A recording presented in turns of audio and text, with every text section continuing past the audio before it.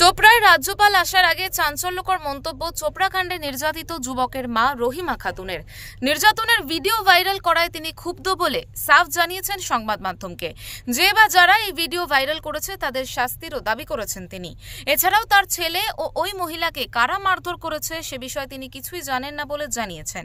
একটা যেটা জানি ওটা বলি, আমি বুড়ি মানুষ, আমি কি বলবো? কি জানেন আপনি? আমরা কি জানি? তে বউটা আমার বাড়িতে আসছে, সেই জন্য আসছে, থাকবে, যাবে না তো সেই জন্য ও বেলে থাকবে তো আমাকে রাখবা হবে। আমার শরীরের হিসাবে যেটা লাগে, আমার গ্রামবাসী এত বড় ঘটনা ঘটছে, ছেলে এবং বৌমাকে মারধর করেছে, তার শাস্তি চান না আপনারা? আমি জানি না যে আমার ভিডিওটা করেছে, আমি ওয়ারে শাস্তি চাই। আমার ভাইরাসটা করলে কি, আমার ধর্ম নষ্ট করলে কি?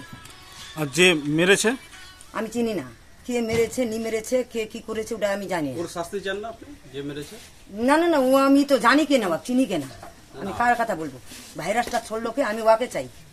না না, যে মারলো, ওই যে এতগুলা লোকের সামনে মারলো, তার শাস্তি চান না? আমি তো জানি কেনা কোনখানে লেগেল, কোনখানে কি করলে নি করলে, আমি জানি না। ভিডিওটা তো দেখছেন না?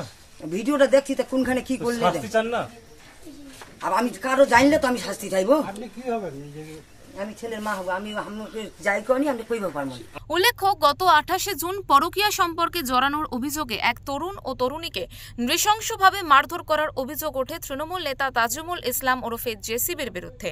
এই ভিডিও কে বা কারা ভাইরাল করে দেয়? এরপরই নজিরবিহীন ঘটনার প্রতিবাদে দেশ জুড়ে শোরগোল পড়ে যায়। পুলিশ মূল অভিযুক্ত জেসিবিকে গ্রেফতার করেছে। চোপড়া থেকে বিক্রমাদিত্য বিশ্বাসের রিপোর্ট, ওঙ্কার বাংলা।